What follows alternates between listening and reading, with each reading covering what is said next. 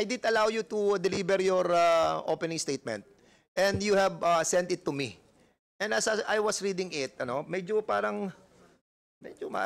meron akong tinamaan dito eh.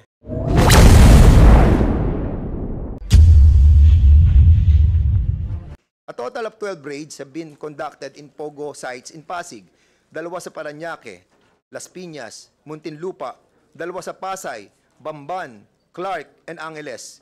Lahat din po yan may mga serious allegations of crimes like human trafficking, kidnapping, and scams, among others. And yet, kami po sa PORAC ang naging sentro ng atensyon. Bakit po ganun ang nangyari? Nag-approve lang naman din po kami sa legal na proseso ng business permit. And yet, kami po ang sumasalo ng lahat ng blame. Bakit kung sino pa ang humaharap, siya pa ang pinupukol? Bakit ako lang po ang andito? Nasaan ang ibang mga local chief executives na may mga pogo rin na nare-raid para sama-sama naman po kaming humaharap sa inyo at tumutulong sa pag-drop ng mga batas in aid of legislation? I'm sure they can contribute a lot too. Sinabi mo ba to? Opo, Mr. Chair.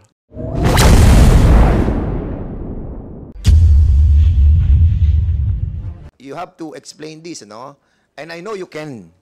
And are you willing to undergo on signing a waiver sa AMLAC para to find out the veracity of all your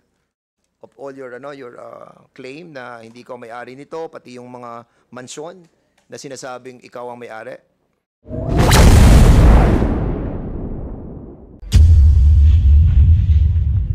And are you willing to cooperate fully with authorities and agree to a comprehensive lifestyle check as well? Bakit ako lang nandito? Nasaan ang ibang mga local chief executives na may pogo na ni-raid para sama-sama naman kaming humarap sa inyo? Bakit mo nasabi itong mga salitang ito? Kasi po parang nasisingle out po ako na nag-approve lang naman ako ng legal pogo, legal business. Bakit ako lang po, di ba?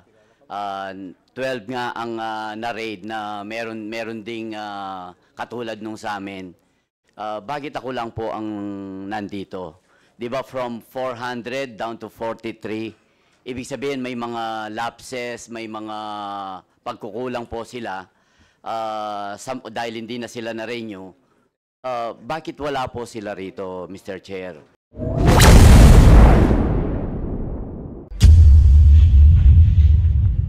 In the last hearing, nakapag-focus ako kay Mayor Kapil.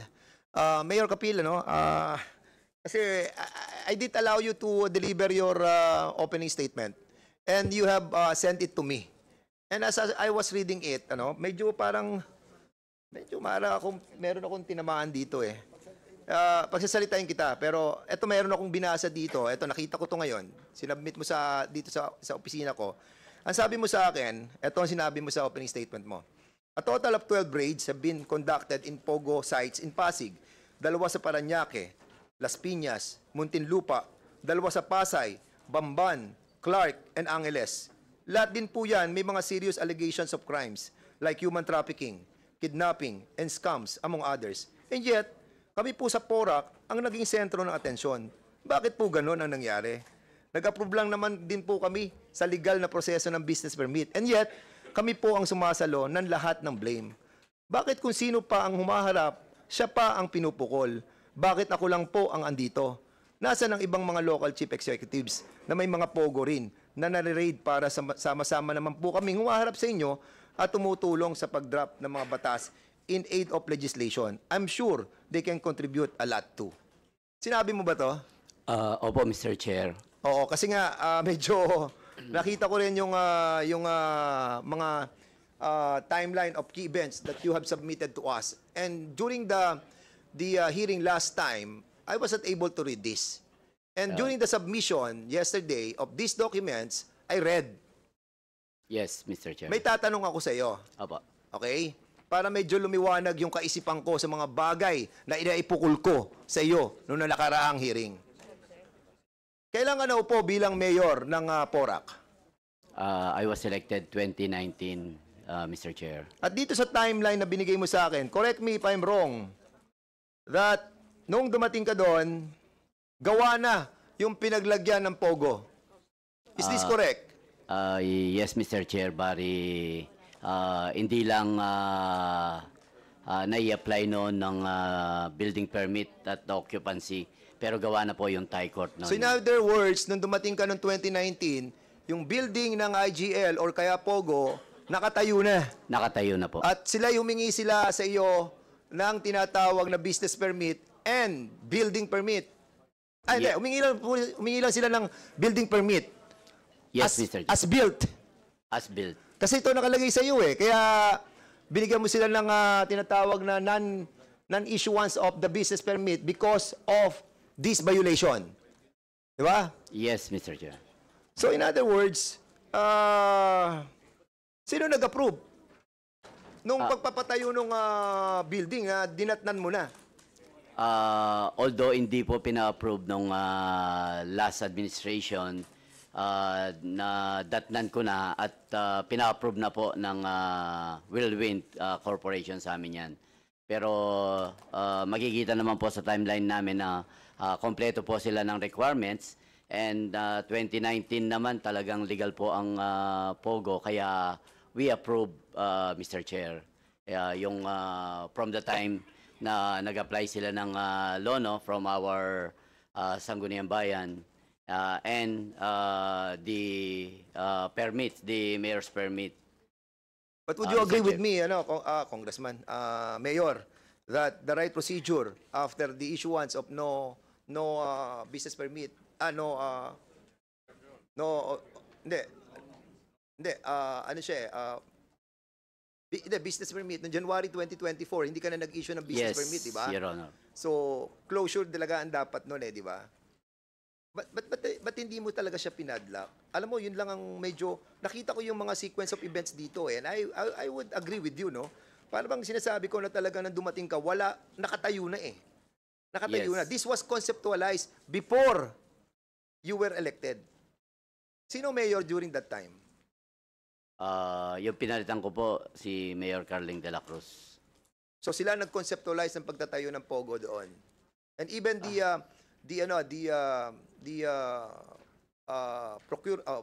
buying of all these properties, hindi ka kasama. Kumbaga, nabili na yung property nung dumating ka, nagkaroon na ng consummation ng buying di ba? Siguro po nung inabutan ko na, approval of permits na lang sa akin kasi 2019 po yon na kompleto naman po yung mga requirements nila. Okay, so in other words, hindi mo siya pinadlock no? Nung 2024 na makita mo yung mga violations. Apo, meron po kasing proseso on padlocking, Mr. Chair. So ano yung mga proseso ng pagpadlock? Based po sa, siyempre, I asked also my lawyers, yung padlocking daw po, kung halimbawa, restaurant, dahil merong na poison o na nakakain ng masama doon, pwede mo siyang i-padlock. Pero in this case po, sila lang kasi doon, at hindi naman sila nakaka-cause from outside ng any Pero alam mo, Mayor Kapil, no? Kapag walang business permit yan, talaga dapat i-padlock mo yan. Yun ang procedure talaga dyan after writing them a letter. There must be a reason behind why you did not padlock.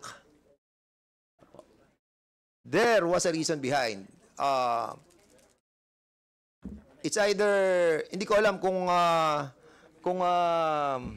kasi alam mo, sa totoo lang, Mayor Kapil, ang daming allegations sa'yo, ang dami. And yung may nakita, you have to explain this, no?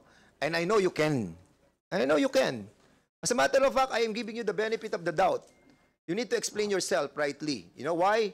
Because ikaw nadidiin dito Being the mayor of the municipality of Porac, lahat sa iyong babaksak yan. Bakit? Ikaw nag-i-issue ng lahat Di ba? And if there are some clandestine or sinister na mga whispering on the different sides, still at the end of the day, ikaw pa rin ang magdidesisyon. Correct? Yes, Mr. O, Chair. pakita natin Opo. ito ngayon. Ayan, katulad. Mr. Chair, Yes. yun po yung sinasabi ng isang vlogger na sa akin daw po yung dalawang condo unit na yan. Alam mo na, bago ka magsalita, ako, I'm being fair here, ano? Being the chairman of the Committee on Public Order, hindi kasi kami basta-basta niniwala kapag walang ebidensya. What I delivered in the last hearing is based on the procedure of a local executive on doing his job, on not issuing the business permit. And you haven't done the right job in closing that premises. But in here, may pinadala at meron ka din pinadala. And I want to clear your name, no, in here, no? Kasi sinasabi dito, ikaw may-ari nito. Itong condominium na ito na sinasabi ng mga vlog na ikaw may-ari. But sa pinadala mo ritong mga dokumento pertaining to these 2 condominiums, ay lumalabas na 3 million to at itong isa is 2.5. Do you own this place? I categorically deny that, Mr. Chair. Yan po, chinyer namin sa BPLO namin. May application naman ng permit. 2012 pa po, hindi pa po ako mayor, kapitan ako ng bayan ng barangay namin. Natayo na po yung isang building na yan. 2015, the second building. Kaya ang sinasabi niya po, etong mayor ako, doon ko tinayo yan. Kaya may permit po sila sa amin. Sonamo Realty, Sonemo Realty Corporation. And are you willing to undergo on signing a waiver sa AMLAC para to find out the veracity of all your claim na hindi ikaw may-ari nito, pati yung mga mansyon na sinasabing ikaw ang may-ari? Yes, Mr. Chair, kung yan po ang kailangan, na ako'y mag-sign po ng waiver sa AMLAC. I am willing to sign kasi wala naman po akong tinatago, Mr. Chair. And are you willing to cooperate fully with authorities and agree to a comprehensive lifestyle check as well? Yes, Mr. Chair. Ako po, at the age of 23, 53 na po ako, 30 years, maaga po akong nagnegosyo. At yung pong kung ano ang meron ng pamilya namin ay dahil pinaghirapan po namin sa maayos at matinong negosyo po. Ano ba trabaho mo bago ka pumasok sa politika? Isa po akong businessman, is a pharmaceutical distributor. Yes. Okay, so nung lumaban ka noong 2019, Apo. ilang kayo naglaban? 3 po kaming naglaban noon. Sino-sino ang mga nakakalaban nyo? The former governor, Mark Lapid, and the incumbent. Nakalaban mo si Mark?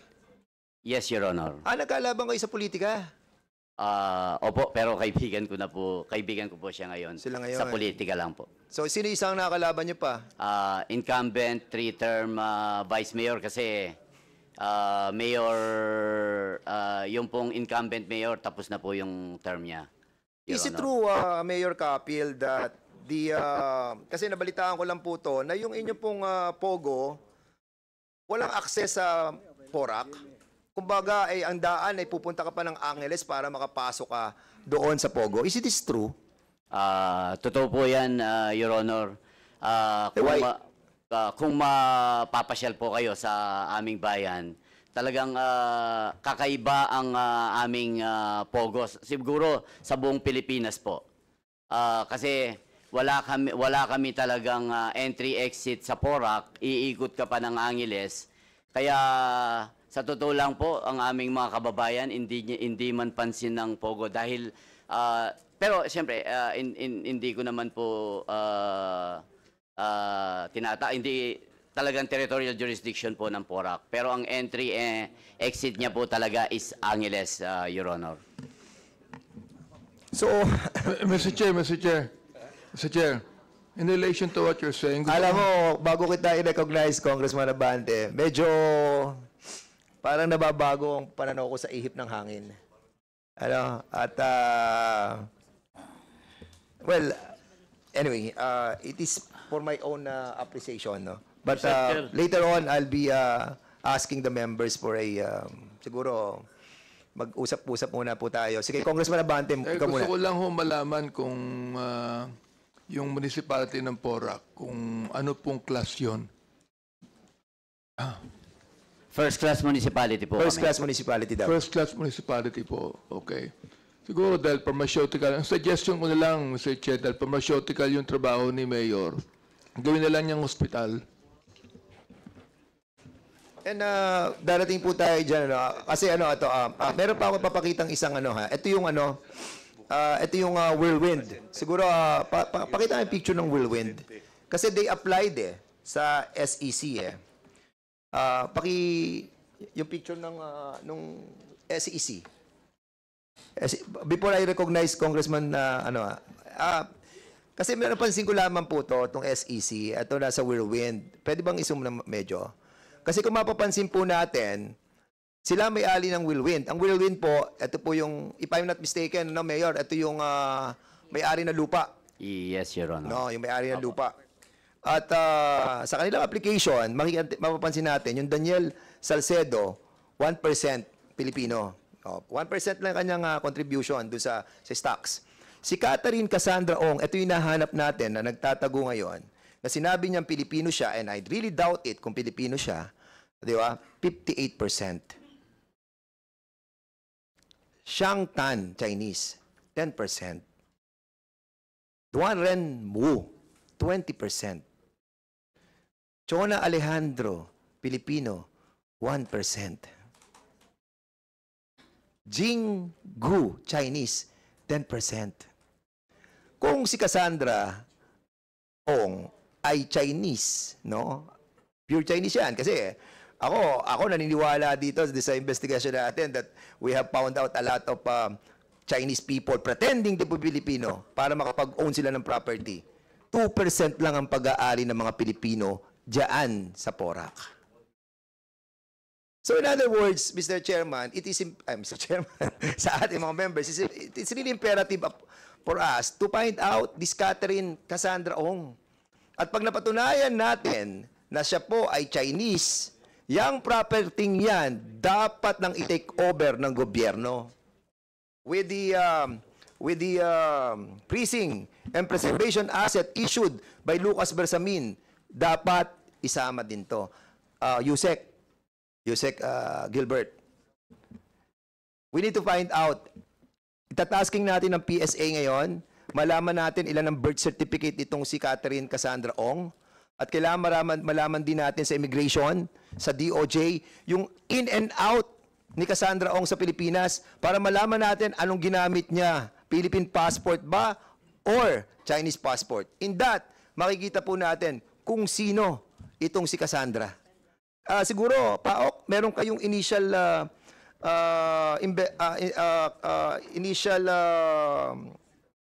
information about Cassandra. Do you have? Yes, Mr. Chair. Initially, the Porac Pogo Hub, sir, may preservation order na po yan, sir. And as to the identity of Cassandra Ong, initially, sir, meron na rin po tayong info. So, what's the information about her? Hindi po siya, sir, Pilipino. Exactly. Okay, so kung hindi siya Pilipino, yung pagbebenta ng mga nila Roberto Cruz dito kila Cassandra Ong sa korporasyon is illegal. So, hindi na nila pag-aari yon. In other words, itong korporasyon na to, hindi nila pag-aari yan because they bought it illegally. Tama, Mayor Kapil? Mayor Kapil, going back to you. Yes, Your Honor. Hindi mo kasi siya pinadlock talaga eh. Bakit? Opo, siguro po, Huwag na tayo magpaligoy-ligoy. yun lang pong hindi namin inisyuan ng permit ng January 2024. it shows na talagang hindi po namin binibigyan ng special treatment, Your Honor. Kaya nung bago pa renade o pagka-raid po ng PAOK, wala na pong permit sila Sabi mo talaga po dito, sa amin. Mayor Kapil, sa statement mo, sa iyong, actually, bibigyan nga kita ng pagkakataon para i-deliver mo itong iyong opening statement eh. Bakit ako lang ang pinupukol? Bakit ako lang ang nandito? Nasaan ang ibang mga local chief executives na may pogo na ni-raid para sama-sama naman kaming humarap sa inyo? Bakit mo nasabi itong mga salitang ito? Kasi po parang nasisingle out po ako na nag-approve lang naman ako ng legal pogo, legal business. Bakit ako lang po, di ba? 12 nga ang na-raid na meron ding katulad nung sa amin. Bakit ako lang po ang nandito? Di ba from 400 down to 43? Ibig sabihin may mga lapses, may mga pagkukulang po sila dahil hindi na sila na-renew. Bakit wala po sila rito, Mr. Chair? So, kung ikaw para tatanong- makatulong naman po Okay, sila, baka mayroon po Mayor silang... Kapil, if I'm going to ask you, what do you propose to this committee? Actually, kahit doon sa Senate po, sinabi ko naman na I'm for the total banning of Pogo. Your Honor. No. To those mga LGUs na binabanggit mo na bakit ikaw lang ang nandito, bakit yung iba wala. So what do you propose us to do? Sana po para sama-sama kaming mag-explain kasi pare-pareho lang naman po kaming nag-approve ng permit. At baka para makatulong po kaming lahat sa pag-iimbestiga po dito sa pogong ito, baka meron po silang mga mas magandang idea in aid of legislation, Your Honor. Ito, Mayor Kapil, ang list of canceled pogos na sinabmit na sa atin nung paman, di ba? Last hearing pa eh. And that's the reason why we're asking the help of the different LGUs. We're not against the different LGUs, especially yung mga honest talaga dyan. What we are against, doon sa mga talagang nakinabang dito. Kung sila yung nakinabang dito, yun ang problema. Mr. Diba? Chairman. And I'm still wondering, dapat andito sila ngayon, yung ating Mr. liga. Chairman. Sige, Congressman Arrogancia. Since our resource person is requesting na tama naman siya eh. Bakit siya nasi-single out at this moment? Ba't hindi natin siya pagbigyan at imbitahin natin na ibang mga chief executive na kung meron siyang alam, ba't hindi niya sabihin ngayon at ng ating imbitahin dito sa ating committee?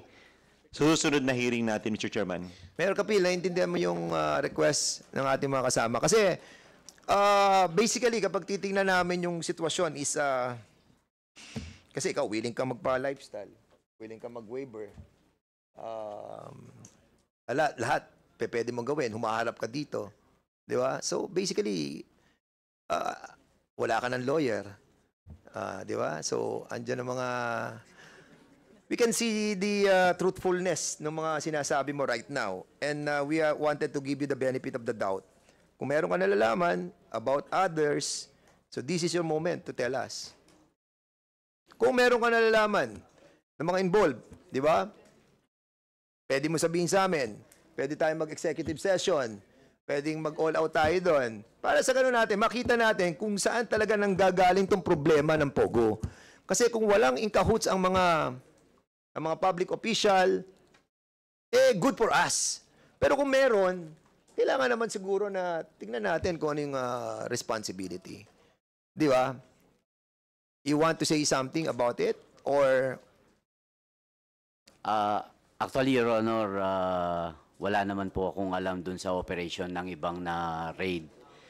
Pero based on Senator Gatchalian record, 12 po, kaya nandyan po na yung binasa nyo kanina, 12 yung LGU na raid din ng PAOK. Yun po ang sinasabi ko, bakit ako lang ang nandito since pero nakita nyo naman po in any invitation, nandito po ako. Hindi ko po tinatalikuran yung invitation po from Senate, from Congress, from Sangguniang Panlalawigan. Nandito po ako kasi wala naman po akong tinatago at wala po akong ginawang masama, Your Honor. For that, medyo pagpahingayin muna natin si Mayor Kapil, baka ma-recall niya mamaya. Mr. Chair, nakapadlock na ba? Ha? Nakapadlock na? Mr. Chair, Sarado na yon. Actually, ang PAOK is taking over the place. I believe that PAOK TF, you have already taken the place, right? Yes, Your Honor. Yun. So, hawak na nila yon. And with all these documents, no, kailangan natin malaman na yung Cassandra Ong is a Chinese. Kapag yan ay foreigner, basically, that property will be in favor of the government.